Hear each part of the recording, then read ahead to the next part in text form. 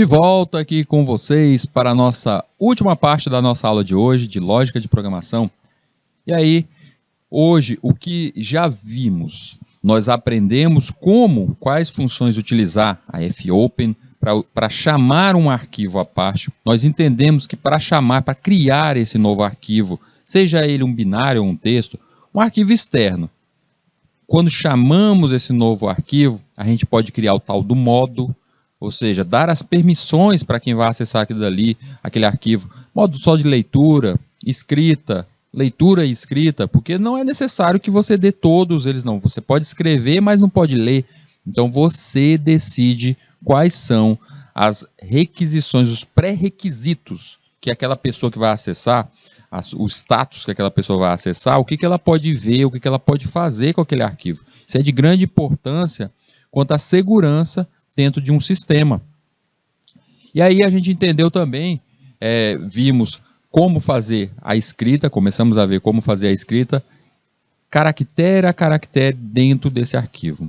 Como fazer a leitura caractere a caractere dentro desse arquivo. E aí a gente vai entender um pouco mais agora como fazer essa leitura e escrita ao mesmo tempo. É claro, gente, leitura e escrita são ações diferentes. Então comece a imaginar o seguinte, se são ações diferentes, deverão estar em subprogramas diferentes. O que devemos fazer é que cada parte nossa é escrita, coloque isso dentro de uma função e separe o teu arquivo, separe a sua parte do programa ali. É a parte de leitura? É uma função também. Eu vou chamar essa função, esse trecho do meu código, só para fazer escrita. Então a gente tem que ter em mente essas divisões no nosso código maior. Por enquanto eu estou fazendo tudo unido, mas daqui a pouco eu saio picotando tudo e separando esse código maior. Enquanto estamos entendendo como fazer a escrita dentro desse arquivo à parte e como fazer a leitura. E isso é de grande importância. A gente vai ter ainda uma disciplina nesse curso aqui voltada para dispositivos móveis. E em dispositivos móveis, por diversas vezes, a gente não utiliza banco de dados. A gente pode utilizar um banco de dados em nuvem. Um banco de dados locais não é tão interessante hoje em dia, porque o espaço até mesmo de memória, espaço de reserva ali dentro de um dispositivo não é tão grande quanto no desktop. E por diversas vezes a gente utiliza APIs externas, ou seja, aplicações externas para alimentar o nosso aplicativo. E essas APIs externas, o molde dela, de escrita dela, vem justamente nesse arquivo que você vai gerenciar, esse arquivo externo, que normalmente é no formato JSON. Por enquanto isso está meio complicado, mas entenda o seguinte, a base é, você entendeu a criar esse arquivo e escrever esse arquivo, isso vai lhe ajudar muito lá na criação de aplicativo para dispositivos móveis. Então bora prestar atenção, bora entender como isso é feito aqui, para quando a gente chegar lá na disciplina voltada para programação para dispositivos móveis, a gente está super antenado, saber realmente como aquilo é feito. Bora voltar aqui para o nosso slide, nossa aula. Então, turminha, estava eu falando do modo de leitura, a leitura dentro dos nossos arquivos externos. Similar ao que acontece com a função fputC, que a gente viu que é fput, put é o de envio. Quero que vocês recordem sempre isso. Put, envio, get, eu estou buscando.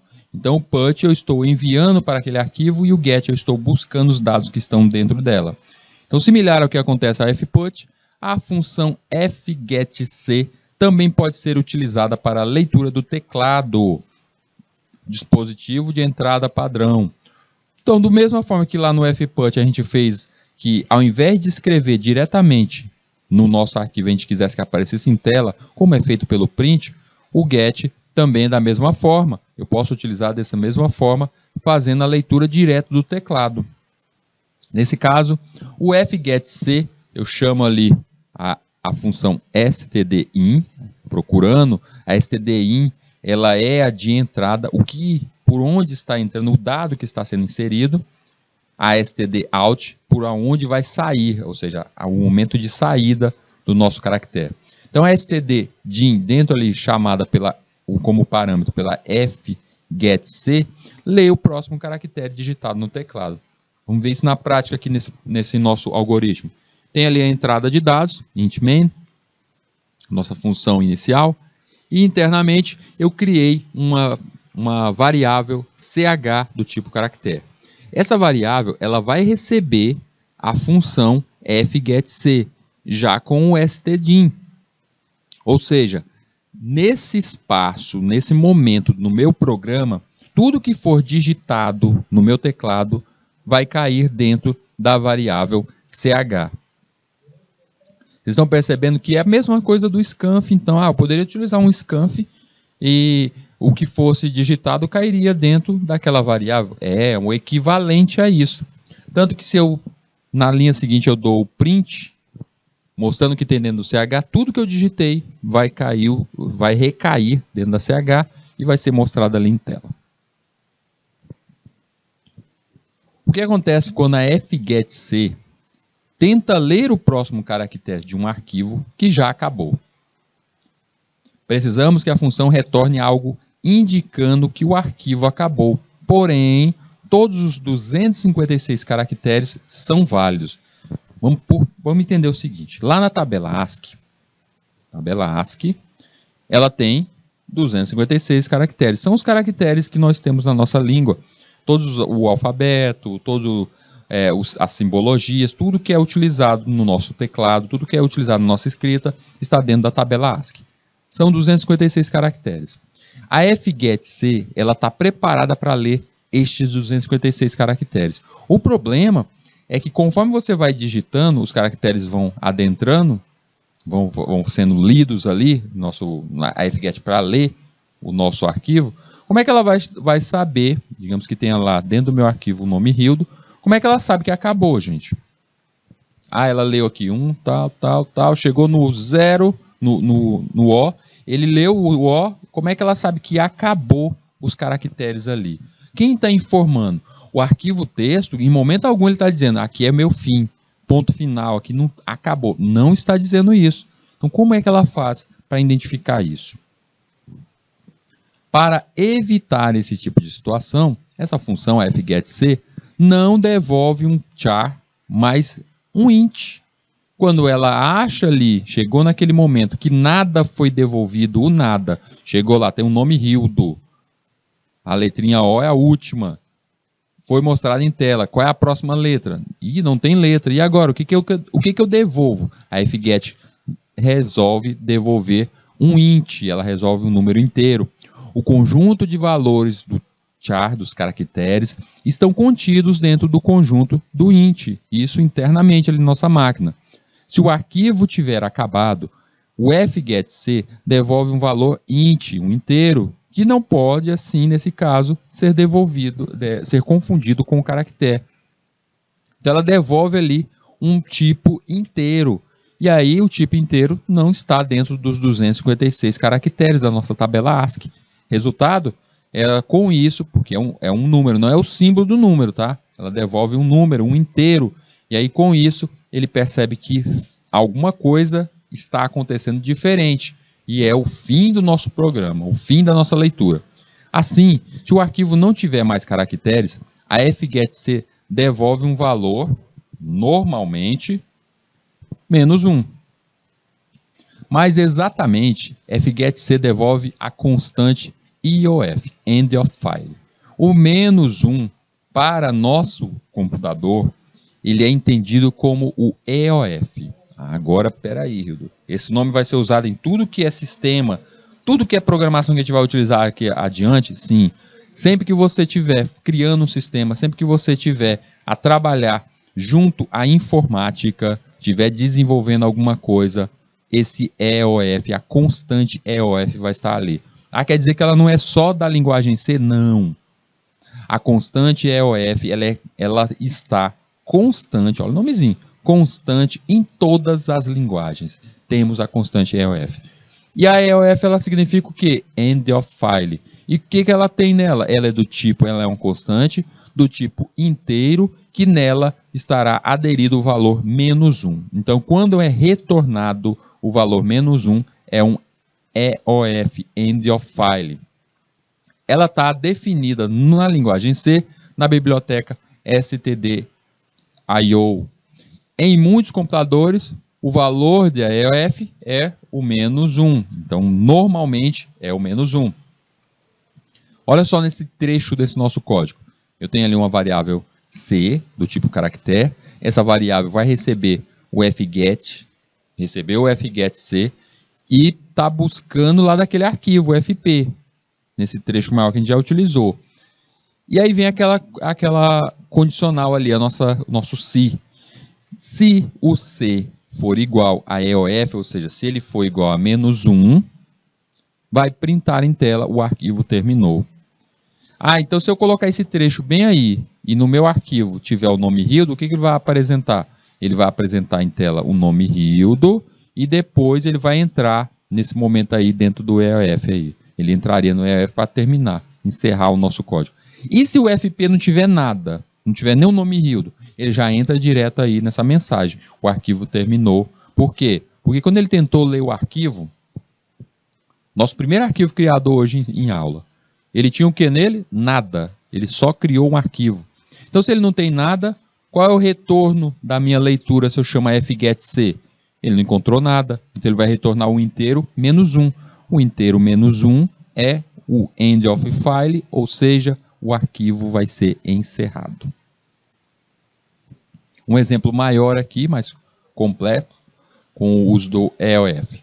Nós temos ali no início, nosso programa, criação de um ponteiro do tipo file, é arquivo. Depois a criação da nossa variável ali, C, do tipo caractere. Depois, o nosso arquivo, o nosso ponteiro, vai receber a nossa função de abertura do arquivo. Na função de abertura do arquivo, percebam ali, qual é o nome do arquivo? Arquivo.txt. O que eu posso fazer com esse arquivo? Tem um modo R. O que é o R? Read, leitura. Então a única coisa que eu consigo fazer aqui com esse arquivo é ler. Tomara que esse arquivo já exista na minha máquina e que já tenha alguma coisa dentro dele. Tá? Tomara que tenha um arquivo e que dentro dele tenha pelo menos um caractere, alguma letrinha lá nele. Se esse arquivo já existe e está ali, o que acontece? Ele vai abrir a função fopen, abre esse arquivo e tem o poder, te dá o poder somente de leitura. E se não tiver o arquivo, ela cria um novo arquivo, esse arquivo vai ser vazio e ela te dá o poder de leitura. E aí, a gente vem na comparação para ver se o arquivo foi aberto, aquele momento que eu já disse, sempre repitam isso, para ter certeza se houve a abertura ou houve a criação do nosso arquivo. E aí é feita a comparação ali, se o arquivo está nulo, nulo quer dizer o quê? Não que ele não tem nada dentro dele de escrito, mas se ele foi criado. Porque ali eu estou comparando o arq, o ponteiro arq, se existe um endereço dentro do ponteiro arq. Existe um endereço? Existe. Então, não houve erro. Não existe endereço? Quer dizer que o arquivo ele não foi criado e ele nem existe ali dentro da minha máquina. Após esse trecho, eu vou para um while. Nesse while, o que eu vou fazer agora, que é o nosso momento da comparação do EOF, ou seja, a finalização da leitura dentro do nosso arquivo. Nesse while, ele diz o seguinte, que o C, a nossa variável criada lá no começo, ela vai receber o fgetC arq, ou seja, ele está fazendo a leitura naquele arquivo, ele entrou naquele arquivo. Deixa eu ver o que tem dentro desse arquivo. O arq. Aí ele olha lá nesse arquivo, o arquivo, através do ponteiro arq, ele olha o que tem dentro e vai começar a ler, porque ele foi chamado a função fgetC. E isso vai ser jogado dentro da nossa variável ali, a variável C. E ao mesmo tempo, o while está dizendo, você continua fazendo essa leitura enquanto, é a condição, enquanto, olha aí, for diferente de EOF. Diferente de EOF. E eu quero que você imprima em tela, como a fget lê caractere a caractere, letrinha a letrinha. Vou colocar o nome completo ali, gente, para a gente ler o nome todo. Letrinha por letrinha. Vamos dizer que esse arquivo já tenha o nome Hildo ali, que a gente criou naquele outro algoritmo. O arquivo está criado, tem o nome Hildo dentro dele. O que acontece? Quando ele vai fazendo a primeira leitura, quando ele vai buscar, ele entra ali naquele arquivo e vê o primeiro caractere. Tem caractere? Tem um R. Então quer dizer que ele não me devolveu um -1? Não, é diferente de EOF, diferente -1. Aí ele, já posso sair? Não, você não pode sair. Por quê? Porque eu ainda estou na condição, ainda estou passando ainda dentro desse while. E aí ele sai buscando caractere a caractere, montando aí todo o texto. Chegou na última letrinha, o O. O que acontece? Quando ele for de novo, não tem mais nada, ó, não estou conseguindo ler mais nada. O que eu faço da vida agora? Você devolve -1. E aí ele vai devolver -1. O -1 não vai aparecer na tela, não está no print ali. Não devolve aparecer na tela. Mas o -1 é o valor do EOF ali. Resultado, ele encerrou, ele consegue sair daquele arquivo da leitura. Ele não fica preso ali. E aí eu posso chamar a função fclose, que eu encerrarei, fecharei o nosso arquivo. Percebeu? Então, isso é a segurança, o EOF aí, é a segurança de que eu possa sair do meu arquivo, que eu possa terminar o nosso arquivo. Fim do arquivo. Como visto, o EOF, o nosso EOF, End of File, indica o fim do arquivo. No entanto, podemos também utilizar a função FOF, F de função, EOF, para verificar se o arquivo chegou ao fim, cujo é o protótipo. Ou seja, se existe tudo aquilo dali, o EOF é para fazer uma comparação, se recebeu -1, para encerrar, por que alguém não pensou o seguinte coisa? Vamos fazer logo uma função que faz essa comparação? Fizeram. É a função EOF, ou FEOF. O protótipo dessa função é FEOF, ou FEOF, e apontando para aquele ponteiro, aquele arquivo ali, para ver até a finalização dele. No entanto, é muito comum fazer o mau uso desta função. Como seria o mau uso desta função? Vamos ver aqui. O mau uso muito comum na função FEOF é usá-la para terminar um looping. Gente, a gente tem que tomar cuidado. Se eu tenho looping, eu estou fazendo essa leitura nesse looping, e quando chegar no final, a saída do meu programa vai ser através, a saída desse meu loop, a saída da leitura vai ser através dessa função que eu vou chamar. Mas isso é um mau uso. Por quê? Porque quando você... Vamos dar uma olhada nesse trecho aqui, o nosso while. O começo ali a gente já entende. Foi criado o nosso arquivo, o nosso ponteiro F do tipo file, do tipo arquivo. É chamada ali a função de abrir. O nome desse arquivo é teste.txt. Ele só te dá a permissão, o modo ali R, é leitura. Foi feito o momento da comparação ali, se houve erro, não houve erro, e aí a gente chegou no while. No while eu coloquei agora uma condição diferente da que a gente já tinha utilizado do EOF na leitura. Eu fiz a condição do FEOF com o seu parâmetro sendo o F, o nosso ponteiro. E o FEOF ele faz o quê? Ele olha se está sendo devolvido -1. E aí ele diz, o F, na hora que esse F, bem aí, esse arquivo me devolver -1, é para a gente encerrar, é o momento da saída aqui. E aí ele sai fazendo internamente fscan, buscando o que está dentro do F e printando em tela posição a posição. Mas por que isso seria um mau uso? Porque isso pode gerar uma falha lógica. A gente pode ter uma falha lógica aí nesse caso. Qual seria um bom uso para isso? Então, como é que seria a saída? Vamos ver a descrição da função FEOF, para a gente entender melhor por que isso é uma falha lógica. A função FEOF testa o indicador de um fim de um arquivo para o fluxo apontado daquele ponteiro, o nosso FP. A função retorna um valor inteiro diferente de 0, se e somente se o indicador do fim de arquivo está marcado para o FP. Então, ela deve devolver o -1. Isso se o indicador estiver marcado ali pelo FP. Ou seja, a função testa o indicador de fim de arquivo e não o próprio arquivo. Vocês compreenderam? Ela sai olhando, lendo item a item, até encontrar um ponto que ela não tem mais nem nada a ser devolvido, e aí ela encerra. Mas ela não está testando o arquivo como um todo. E isso para um sistema maior, um sistema que tem ali a conjunção de vários arquivos ao mesmo tempo, pode gerar uma falha lógica. Isso significa que outra função é responsável por alterar o indicador para indicar o que o EOF foi alcançado. A maioria das funções da leitura irá alterar o indicador após ler todos os dados, e então realizar uma nova leitura resultando em nenhum dado, apenas o EOF. Então, como resolver essa falha lógica no uso dessa nossa função FEOF? Devemos evitar o uso da função FEOF para testar um looping e usá-la para testar se uma leitura alterou o indicador do fim de arquivo. Bora entender isso vendo aqui acontecendo na prática num arquivo aqui editável. Para entender esse problema de mau uso da FEOF, considere que queiramos ler todos os números contidos em um arquivo de texto, como mostrado abaixo. Ou seja, eu tenho um arquivo. Vamos pensar que eu tenho esse arquivo bem aí, ele já foi criado, pode ter sido criado até pelo bloco de notas mesmo.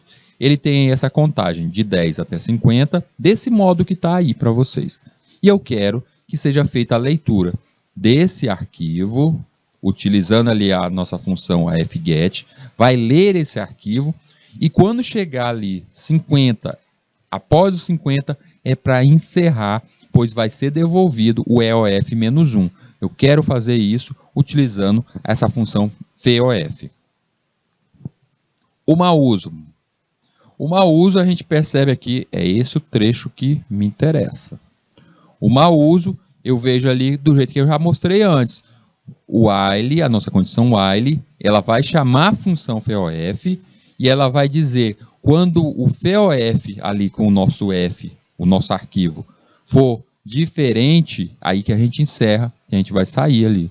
Então, quando eu recebo o -1 ali, quando eu receber o -1, que vai ser visto isso, mas ela vai estar comparando leitura a leitura. Vocês estão vendo ali o scanf, a leitura, cada um deles, ó, o print, cada um ele está lendo caractere por caractere, e quando ele chegar no último, o EOF, quando chegar no último item, que ele vai encontrar o -1, aí que ele vai encerrar. A problemática disso é porque ele está comparando item a item ali dentro, e não está comparando um todo. Vocês querem ver por que isso é a grande falha? Porque imagina só se esse meu arquivo de leitura, ele for muito extenso. Imagina se ele tiver com alguma falha interna, ele for um binário, ele tiver com alguma falha interna. Então eu posso ficar preso em um looping eterno aí, dentro dessa utilização dessa função. No bom uso dessa função, eu tenho que chamar o while. Perceba o seguinte, ó, nesse trecho bem aqui. No while, na condição, ao invés de dizer a condição é feita pela comparação da função FEOF, eu digo que o while está esperando 1. Ele está esperando ali o valor de 1.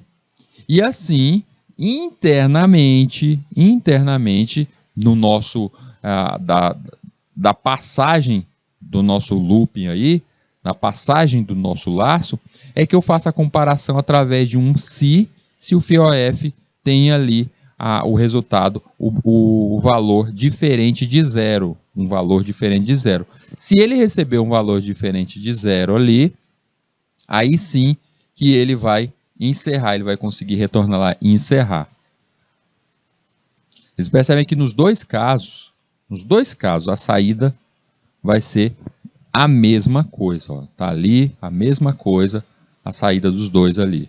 Só que no primeiro, além de eu conseguir, eu ter que fazer o tratamento ali para a repetição do último item, ela está testando item a item.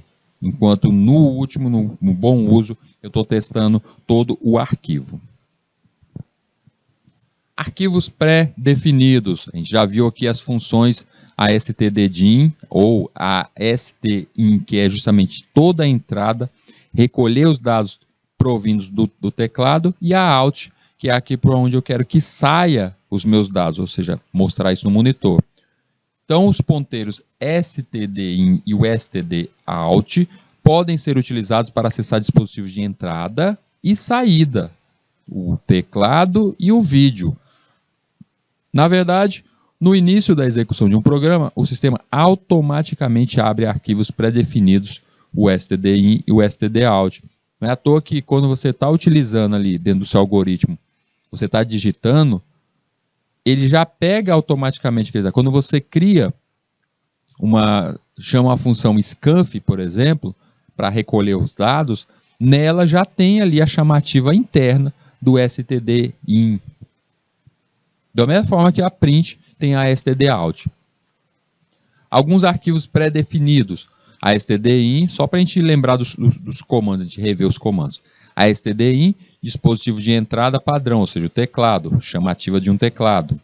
A stdout, saída, geralmente é o vídeo. Por que eu coloco geralmente? Por que eu coloco geralmente? A entrada padrão, a stdin, normalmente é o teclado. Mas se você estiver fazendo um jogo, por exemplo, e você quer que seja um jogo com pistola, aquele de movimento, e se eu quiser utilizar um joystick, então a entrada vai ser para um local diferente. Se eu quiser que seja utilizado o mouse, entrada diferente. Então eu tenho que apontar essa entrada. Do mesmo jeito que a saída. Aí eu quero que a saída, o stdout, a saída dos meus dados, seja no monitor. Normalmente é no monitor. Mas se eu quiser que seja em um outro lugar, tipo que seja por som, nas caixas de som, seja através de um dispositivo de luz, então pode ser em locais diferentes. E a gente tem algumas outras também, como a stder, dispositivo de saída de erro padrão, geralmente o vídeo, se eu quiser que seja demonstrado um tratamento de erro. A std AUX, dispositivo de saída auxiliar, em muitos sistemas associado à porta serial. Então esse dispositivo aí poderia ser algo como direto a saída por uma impressora. stdprn, dispositivo de impressão padrão, em muitos sistemas associado à porta paralela, também algum tipo de impressora. Normalmente esses três últimos comandos, se vocês forem utilizar, vocês vão estar trabalhando diretamente com servidores. Vocês vão estar trabalhando dentro de empresa, diretamente na programação de scripts em servidores.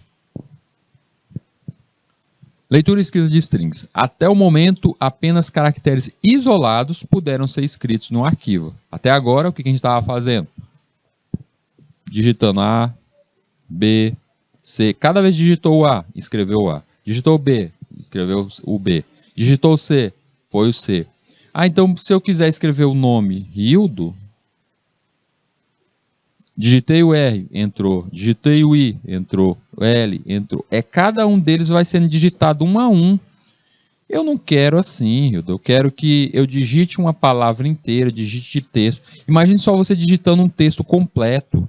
Você está digitando ali um texto completo. Cada caractere vai ser escrito um a um, como se fosse uma máquina de escrever. Eu não quero assim. Eu quero que seja uma frase inteira, seja uma palavra inteira. E isso é tão comum que você já deve ter percebido que quando vocês estão a escrever algum texto dentro do seu celular, por exemplo, você está ali digitando, ele não tem o autocomplete. Esse autocomplete, de prever o que você pode escrever, então ele já está escrevendo diretamente no arquivo mais de um só caractere, ele está escrevendo vários. Então, existem funções dentro da linguagem C que permitem ler e escrever uma sequência de caracteres, ou seja, uma string completa. E aí no caso, a gente vai dar uma olhada em cada uma delas, como a fputs e a fgets. Basicamente, para se escrever uma string em um arquivo, usamos a função fputs. Chamando ali a fputs, vocês lembram que eu tinha a fputc, um caractere, fputs, S de string. Então eu estou chamando ali um conjunto de caracteres. Eu estou chamando uma string. Então eu tenho ali, na chamativa, como é que ela é escrita, basicamente? Eu tenho a chamativa da fputs e internamente os parâmetros que eu vou passar. Eu tenho ali o nosso ponteiro, a criação do nosso ponteiro str, e apontando ali para o nosso arquivo externo, um ponteiro para o arquivo externo. E por que tem duas aí? Se você criou aí um ponteiro str, e tem um ponteiro para a nossa função, o nosso arquivo externo. Lembra que eu falei agora há pouco do buffer?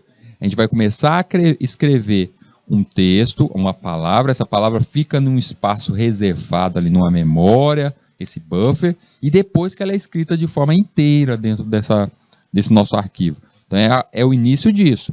Esta função, a fputs, recebe como parâmetro um array de caracteres de string. É um ponteiro para o arquivo no qual queremos escrever, ou seja, a gente escreve dentro de um vetor aquela palavra inteira e essa palavra vai ser transportada para o arquivo. Então quer dizer que ao invés de ter somente um espaço, um cercadinho onde eu digitei a palavra A, eu digitei a letrinha A, aí é digitada lá dentro do arquivo. Nesse caso aqui, eu tenho mais, ó. Então quando eu digito aqui, dentro desse meu vetor, a palavrinha arara, preencheu o vetor. Aí a palavrinha, esse vetor todinho vai ser esvaziado e escrito lá dentro do nosso arquivo. Isso melhora a questão de vários acessos. Imagina só a dificuldade na questão de você digitando letra a letra, escrevendo cada um deles. Você tem que abrir aquela função, abrir e fechar várias vezes. Desse modo aqui, o modo de contato, a escrita é só uma. Diminui a quantidade de contatos no processador. Fica mais rápido, digamos assim. Retorno da função. Se o texto for escrito com sucesso, um valor inteiro diferente de 0 é retornado. É o nosso EOF. Se houver erro na escrita, o valor EOF vai ser retornado. Como a função fputc, utilizando caracteres, e a fputS, utilizando string, também pode ser utilizada para escrever a string na tela. Da mesma forma que a gente fez o fputc, eu posso fazer também com a fputs, chamando ali o que está, o nosso arquivo, o nosso texto escrito, o nosso texto que está dentro ali, dentro do nosso buffer, dentro daquele nosso vetor, e mostrar ele em tela através da stdout. Como eu falei, neste caso aí, a stdout, ela já vem naturalmente pelo print. Isso aqui é por questão de curiosidade. Tá? Vamos ver aqui um arquivo utilizando justamente isso, o exemplo da função fputs. Eu tenho ali esse meu arquivo, vamos lá, eu olho esse arquivo, o que acontece nele? Eu tenho biblioteca inicial, lá no topo, stdio, depois o começo do nosso programa, o main, e aí vem ali na linha 5, a str de tamanho 20, um caractere de tamanho, um vetor de tamanho 20, recebendo exatamente ali já direto, eu nem pedi para a pessoa digitar nada não, a palavrinha Hello World. Essa palavrinha, ela está dentro do nosso vetor str. Depois na linha 6, eu estou iniciando um vetor result do tipo int. Linha 7, vou dar início agora ao nosso ponteiro que vai gerar o nosso arquivo. É um ponteiro com o nome arc, que ele vai ser do tipo file, resultando em um ponteiro, um local de endereço para um arquivo externo. O arc vai receber o quê? Vai receber a função fopen, abrindo um arquivo. E quais são os parâmetros que eu estou passando? O primeiro deles, o nome do nosso arquivo. Vai se chamar arcgrave, arcgrave.txt. E qual vai ser o tipo, o modo, o poder que eu vou dar para esse programa mexer nesse arquivo? W, escrita, write, escrita. Então ele vai criar um novo arquivo e vou dar o poder de escrever qualquer coisa dentro desse arquivo. Vem um momento de possível falha, erro, se houve criação ou não desse meu arquivo. Na linha 9, o nosso if, comparando o arc com o null. Se ele foi criado, ele não é null. Se ele não foi criado, não tiver nada dentro do ponteiro, vai ser null. E aí, resultado, vai mostrar problemas na criação do arquivo. Então, ali na linha 14, se tudo deu certo, ele foi para a linha 14. Lá na linha 14, a nossa variável result vai receber o fputs com o str, com os parâmetros, ou seja, puts, com os parâmetros str e o arc. Dentro do str, ali no str a gente tem a palavra hello world, e no arc eu tenho o quê? Eu tenho o nosso arquivo ali. E aí vem a primeira comparação, o nosso result. Se ele não recebeu nada, se o result não recebeu nada, se não foi escrito nada dentro dele, ele vai ter o quê? Vai ser o EOF, ele vai retornar algo que não houve a gravação. E aí vai apresentar em tela erro na gravação. Inicialmente, vamos pensar aqui, está aqui a telinha, não tem arquivo, está lá o arq1, o nosso arquivo, que é o algoritmo, ainda não gerou o nosso arquivo lá, o arquigrave. Após a geração do arquigrave, olha lá, como é que ficou. Eu executei o programa. O que aconteceu? O meu arq1 é um código, gerou o arq1 exe, executável, o arq1o, que é o nosso binário do nosso programa. E aí vem, lá no topo, tem um arquivo txt, arquigrave.txt. O que tem dentro desse arquivo arquigrave.txt? Não mandei ler em tela, vocês estão vendo que não tem a leitura aí em tela? Não tem nada pedindo para ler e mostrar em tela? Não tem isso no nosso programa. Mas dentro dele deverá existir a palavrinha Hello World. Prova disso, abri o programa, tá lá, o que está escrito dentro dele? Hello World. Então, se eu mudar essa palavrinha ali, ele vai mudar a palavrinha, ele vai reescrever por cima. Se eu adicionar textos dentro dessa palavrinha, se eu aumentar aqui, adicionar mais coisas aqui nessa palavrinha, ele vai adicionando ali.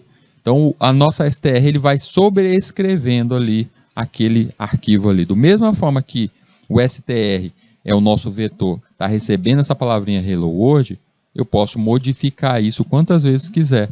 E vai ser modificado tanto no nosso programa como lá no arquivo externo.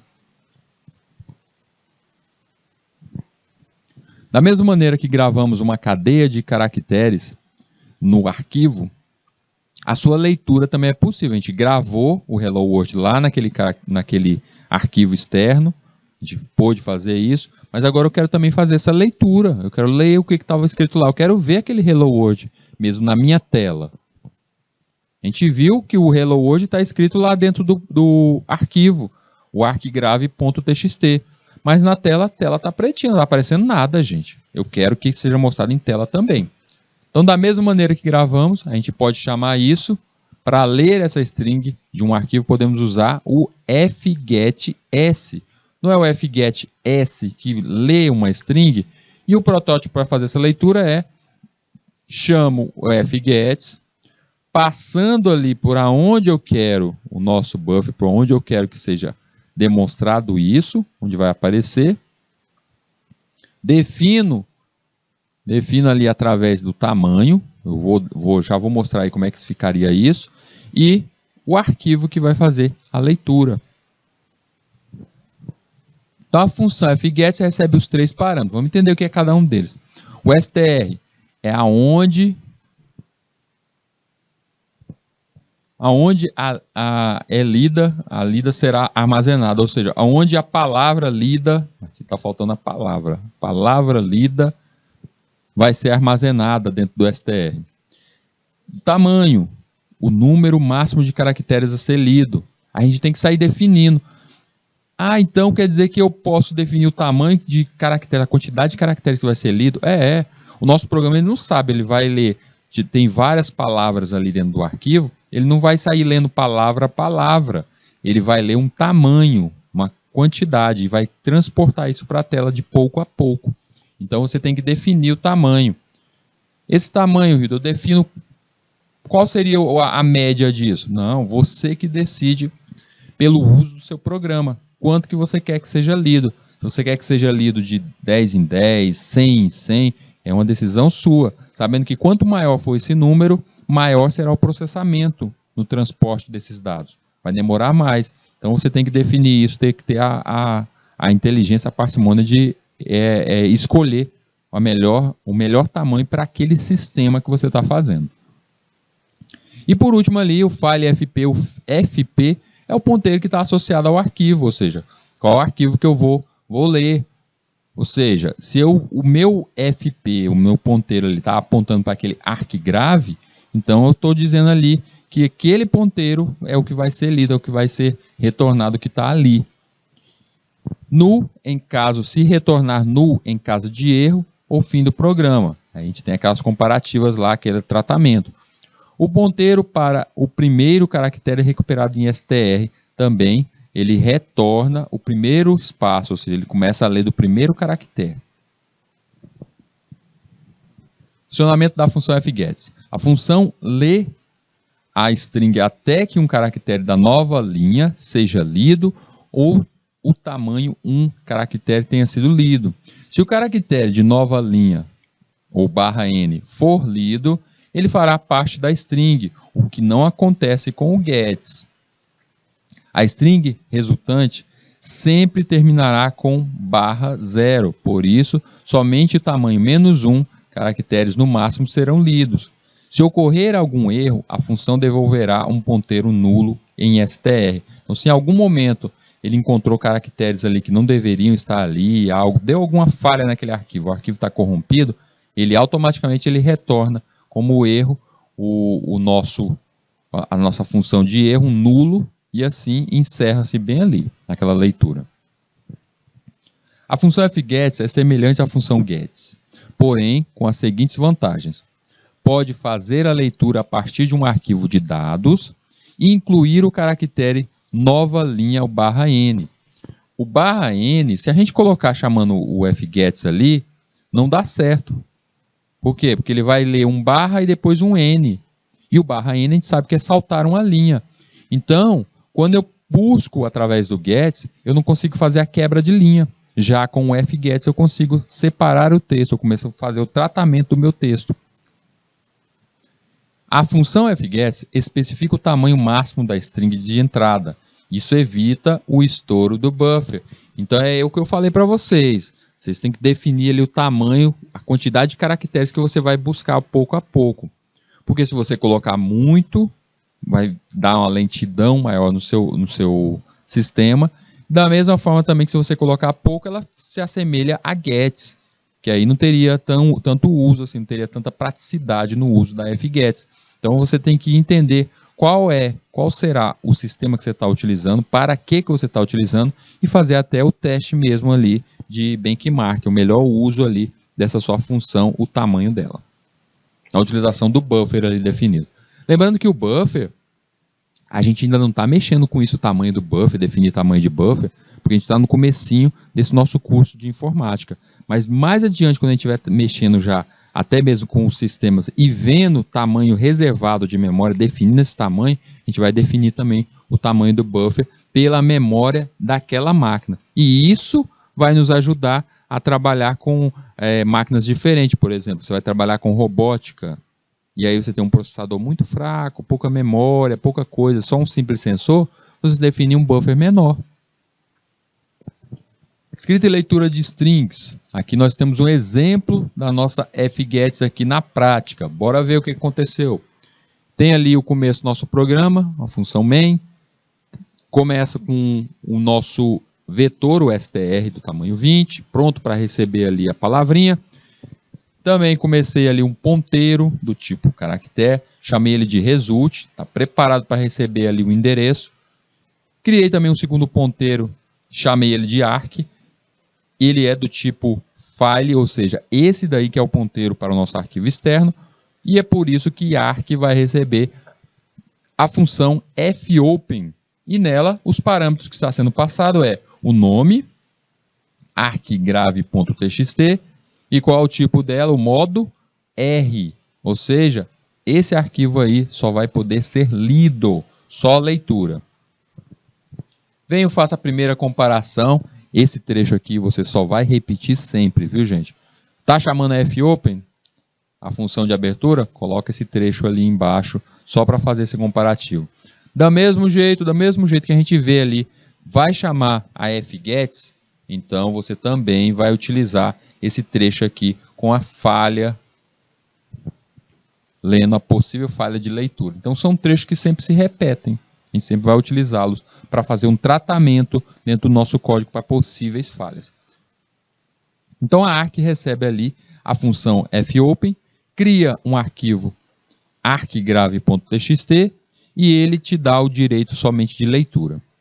Passado por esse trecho aí, result vai receber o quê? O result lá no topo, ele é um ponteiro. Finalmente ele vai receber apontando para o quê? Ele vai receber a função fget, a função de leitura, onde dentro dela passamos os 3 parâmetros. O str, que é o quê? É o vetor. Nosso vetor, as posições lá, o nosso vetor pronto com algum arquivo. É o vetor que vai fazer justamente o recebimento daquela palavra. Ele seria o equivalente ao nosso buffer. Passei o tamanho 13. 13 por quê? Eu vou ler de 13 em 13 caracteres ali dentro do meu texto. Ah, meu texto tem 100 palavras, pois ele sai lendo 13 em 13 até terminar essa leitura. Transportando para dentro do str nosso buffer, teoricamente, nosso buffer aí. E por fim, o nosso arc, que é o ponteiro que está apontando lá para o nosso arquivo txt, o arcgrave.txt. E aí ele fez a comparação aí, o nosso if, se foi nulo, se ele conseguiu ler. É claro que a gente vai passar por isso. E aí vem o nosso print ali, chamando a string dentro do str. O str, ele vai sempre substituir o que tem ali. O que acontece se eu tenho... Vamos pensar que eu tenho aqui uma frase com 50 palavras, 50 caracteres. Uma frase com 50 caracteres. Essa frase com 50 caracteres vai ser lida como? De 13 em 13, levando para dentro desse nosso vetor str e apresentando em tela. Então, as primeiras 13 palavras, as primeiras 13 letras são buscadas, jogadas no vetor, apresentadas em tela e depois segue de novo. Ele volta, pega mais 13, coloca em cima daquele vetor, apresenta em tela. Então ele sai pegando trecho em trecho, pedacinho em pedacinho e utilizando esse vetor aí como, por enquanto, o nosso buffer. Tá? Futuramente a gente vai ver que a gente pode trabalhar melhor em cima desse buffer aí. Mas por enquanto vamos utilizar esse nosso vetor aí como um espaço temporário, uma memória cache, um nosso buffer para armazenar esse dado dessa leitura. E assim de 13 em 13 eu poderia escrever.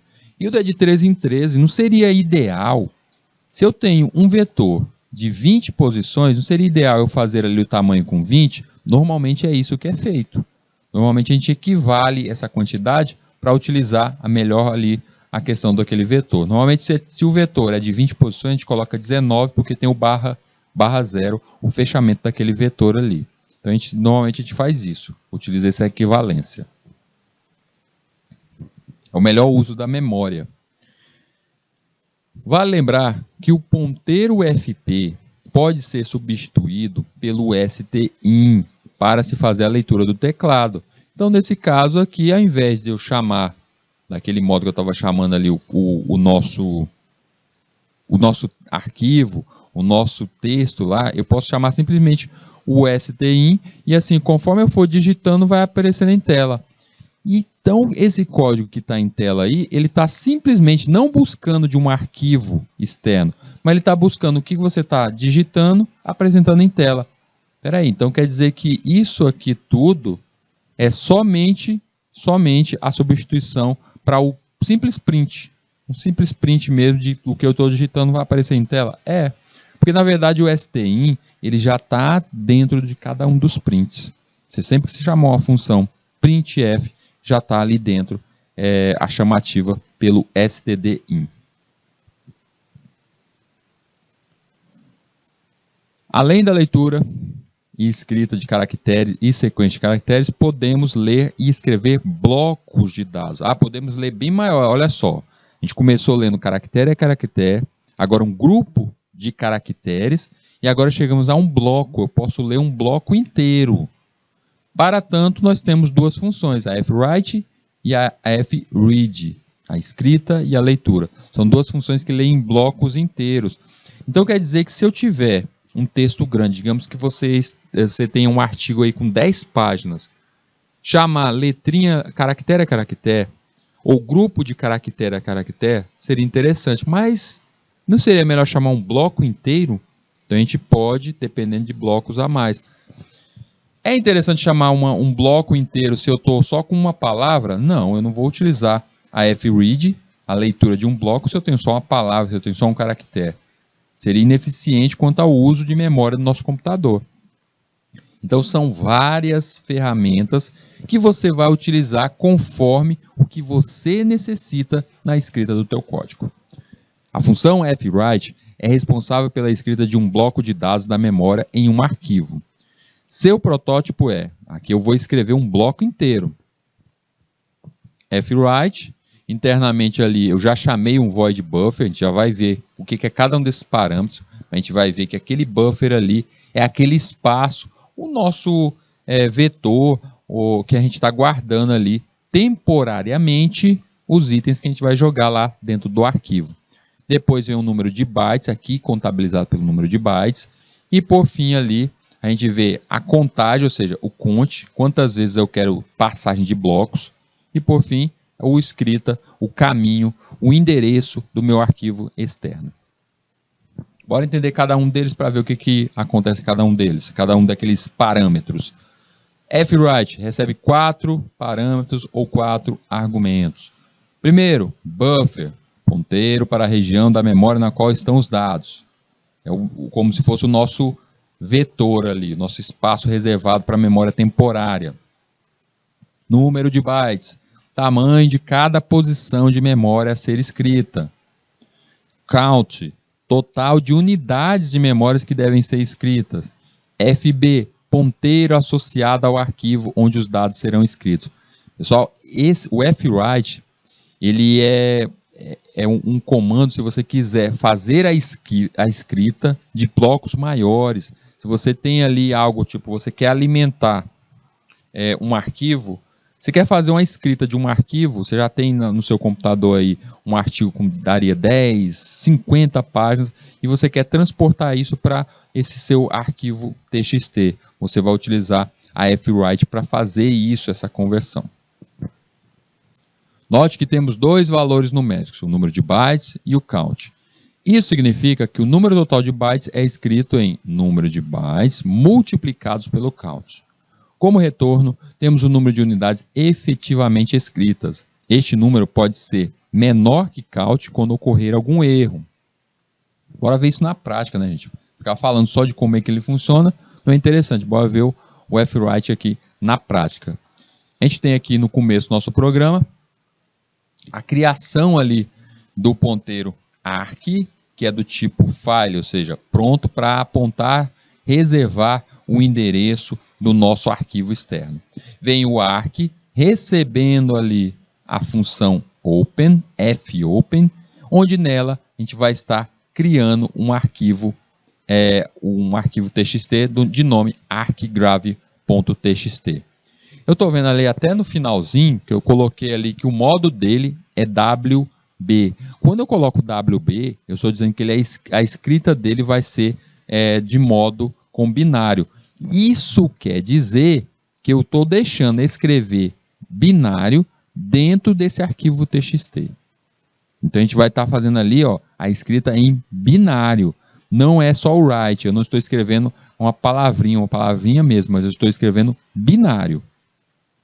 Então se a gente for ver esse nosso código em execução, às vezes você poderá encontrar palavras ou até números que vão estar diferentes justamente porque estamos escrevendo em binário. Eu tenho ali na próxima linha um caractere, um nosso vetor de tamanho 20, str, do tipo caractere, que vai receber a nossa palavrinha. Eu não pedi para a pessoa digitar, já está recebendo isso. Um float, o nosso x do tipo float, recebendo o valor 5. E um outro vetor de tamanho 5 de tipo int. Ele já está sendo alimentado com 5 números. Eu não quis aqui, no caso, justamente trabalhar com laço, trabalhar com nada disso. Por isso que eu quis simplificar aqui. Na primeira parte eu tenho aqui onde é gravado, fwrite é gravado no arquivo A string é gravada toda dentro do arquivo. Ele sai e busca ali o str, a palavrinha hello world, o size of char, ou seja, qual é o tamanho desse caractere, ele já compara o tamanho desse caractere, então isso ele já reserva aquele espaço. Vem o strlen do str, faz a contagem do str, já passando a quantidade de bytes e o tamanho dele, e por fim ele aponta para aquele arquivo. Então automaticamente a gente já contabilizou aqui quantos caracteres tem e já definiu o tamanho ali que vai ser reservado em memória. E assim ele sai passando a cada passagem aqui, o fwrite, ele sai escrevendo aqui o arquivo, essa palavrinha lá dentro, o bloco inteiro. Então ele lê passagem a passagem, bloco a bloco, gravando. Aqui ele está levando para dentro do vetor e por fim, na última passagem aqui, ele acaba escrevendo isso de volta lá dentro do arquivo txt e fechando ali, dá um fclose, fecha o nosso arquivo.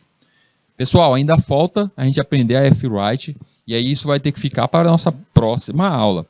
Então esse material eu quero que vocês depois vão até lá no nosso GitHub, ele está lá, experimentem, testem utilizar essas funções. Como eu disse, esses são os comandos avançados e precisa dessa prática para vocês. Então vou agradecendo vocês por terem me acompanhado, obrigado e até a próxima aula.